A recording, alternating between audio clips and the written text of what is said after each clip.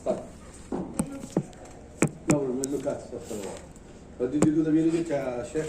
I've installed it. I was trying. And install it, Sheikh. Very easy to install it. Yes. Did you work in it? Did you practice? Yes, I've started. Hamad, what is that presentation? You said you're going to send it to me? Yeah, I have it here in my USB. طب حطها please on the desktop. Don't discuss it. Okay? With the latest version there. Okay? No need to just put it there, please. Okay?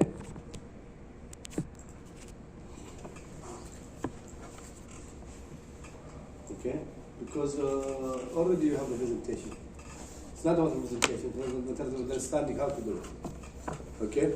Hamad, later on, whenever we do your presentation, then you go back to the Logit and show us how to do the test that you did here. Inshallah. And Binomial. In the Logit. Inshallah. Okay? What he is doing now, there are several tests done for logic models to check your specification, to check many things, okay? And he will give us a presentation how to go ahead and make sure about these models are correct, specification and other things, okay? Then we'll go later on to application on the logic model, how to do it. Then I will answer your questions. Then we have another presentation later on, okay? Yeah, so in this presentation we will have like a brief introduction about multinomial choice, and then we will talk about the test and practical issues in developing a discrete choice model. So for introduction, like transportation demand forecasting, it's concerned with the behavior of consumers of transportation services and facilities. And the background, like the fundamental problem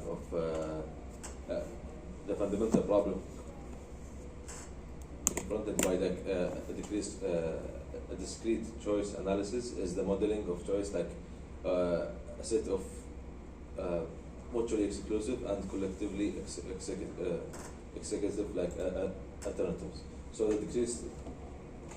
So what he is saying here, that every alternative is independent of the other alternative.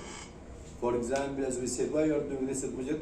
Nested model because what we said, rail is, for example, the mass transit. Also, buses maybe several times, maybe they're related to each other, okay? They're independent. Car is independent from the mass transit, so it is independent choice, okay? So in this one we are using the principle of utility maximization, and also the decision maker is modeled as selecting the alternative with the highest utility among this available at the time of choice is made. So the person he will select, like for example, if he have two choices to select bus or car, he will select the one that has the highest. Which is negative, because it is this utility, which is the one which is the least negative, okay? So transportation applications. So for example, like from 1962 to 1974, they have only the binary choice of travel mode. But from 1974 to 1979, they started to improve the discrete choice modeling to be like multinomial. So for example, we will have like more than two alternatives and applications for other travel-related choices. For example, what we have now, destination, we have traffic assignment, you can do it by logic models now, multinomial logic models, okay? All of these are done now by logic models. And using the multinomial, the discrete choice model often present a methodological and data problems, and this is why we have the test like informal and formal test. So the objective of this presentation, as we discussed before, is like an introduction of multinomial choice model, and also the informal and formal test for estimating discrete choice model. So multinomial choice, for more than two alternatives, for example, we have car, bus, and rail, and we have also the C. It's include all the potential choices for some population, and J is like element in each population. So for example, the C, it can be like driving alone, sharing a ride, taxi, motorcycle, and all these things. An example of the choices. So a specification of multinomial Logit model. So at the beginning we have to define the universal choice set of C, and then we have to define the choice set of each individual. For example, Hamad, he has 4 choices. For example, Samir, he has 3. For example, Iman, he has 6 choices. So it depends. So for each individual, we need to determine his choice set. Yeah. And in the next slide, you will have an example with the three modes to work: driving alone, sharing a ride, transit bus. And sometimes we can make a rules, like for example, we can say that any workers without a driver license cannot drive alone. And for example, also any worker in a household without an automobile cannot drive alone. Any worker living or working in an area with it's near like to where his work, it's not have a transit like service, like not transit stop within the half mile walk as assumed. It's not having like transit service.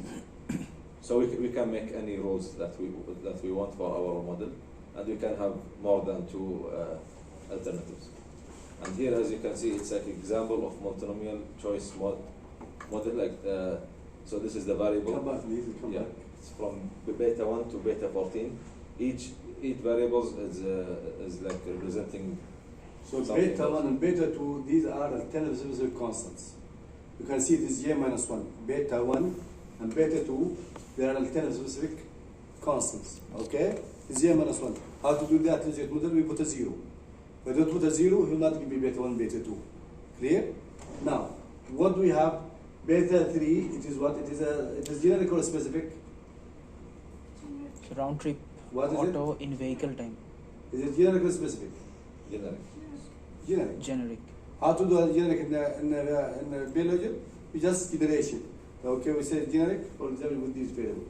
Beta 4, beta 6, is it generic or specific? It's a specific. And beta 7? 0. Specific. But beta 8, it is what? But the beta 8 does not. Beta 8, it is what? This is alternative specific constants. 1, if it is always downtown. 0, otherwise, these are dummy variables. So we make a dummy variable. Okay, 1, if it is the whole place downtown. This is one alternative for drive alone. Only for drive alone. And 0 otherwise. This is a dummy variables. Okay? Go there to beta 9. Also you can see it's another dummy variable.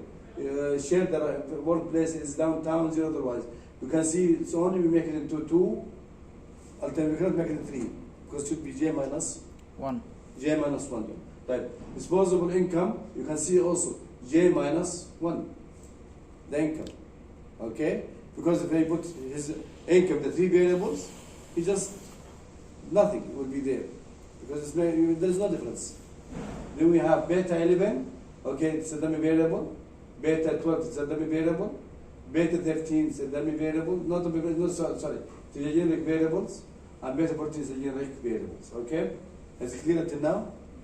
Go to the next slide, Hamad. So this is like the estimation result for multinomial choice models. As you can see here, we have from beta 1 to beta 14. Beta 14? Yeah, and we have like the coefficient estimate, also the standard error and t-test. And also like we have the summary statistics like for this data. So for example, like the number of observation here is not equal to the number of cases here because each individual can have a different choice. Choice. Yeah, choice. So you cannot do this by Excel, You cannot do this by Excel. By Excel, I mean, it's too much complicated to do it by Yes. Excel. Huh? Are you getting me, Iman? Also, try to do statistic. I could do. Also, I said with what his name, Hassan. Okay? And you can do the T-stat for this type of analysis. No. But there is software, Excel software. So it has information there. Maybe show to you Excel called Excel stat. Did you look at it? Yes, I've installed the Did software. you look at it? After our meeting? Yes. Just in our meeting, we left. You didn't No. open it. That's okay. Okay? Number of cases. Okay, then you have. And then we have the lambda 0. It's the value of the like code function when all parameters are 0. Okay, just according to the proportion that exists in the field. Okay? It's according to the proportion that you have the number of choices. Okay? We also have the beta. It's like the value of look like. What do you have function beta? at Beta. maximum. Yeah, which is this one. Okay. And then we have this function. It's like a statistic used to test the known hypothesis that all parameters are zero. Which is like the if stat, like the if stat. Okay. This is a Yes. K-square, but Yeah, this is like an example. Like for example, we also we can have the degree of freedom, which is equal to the number of k, which is here like 14, and the value of this it's like 53.2. And also we have the rho square, which is the it's an informal goodness of fit index that measures the fraction of an initial use like model. It's like defined as, and this is the equation should be given. My laptop it's here, but smooth the equation is smoothed up. I don't know. what's that? equation تحت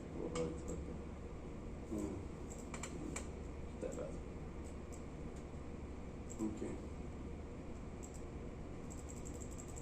Just a second.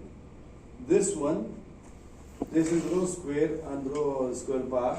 These are to teach you, for example, model 1 with 40 rho square both 5, and the other one both 5. So the more rho square, the better the model. Like a R square, okay? And also, and now we will start with the test and practical issues in developing discrete choice models. We'll talk about the formal and informal tests found in many empirical studies to be the most useful aside with developing and evaluating discrete. Why we're discussing the Logit model in detail? Because it is needed in tree distribution for the choice and the science. Okay? So this is why we need to understand it very carefully. So the art of model building, it's impossible to determine the most appropriate specific of model from the data analysis. So this is why we have to do the test. A good fit to the data does not necessarily mean that adequate model. And model can duplicate the data perfectly, but give error like in Mutations. yes. And the most important roles like in these procedures are played like formal theories and informal judgment using this tool. So for example, like a model, here we will have an example like for drive alone, share the ride, and also transit bus. So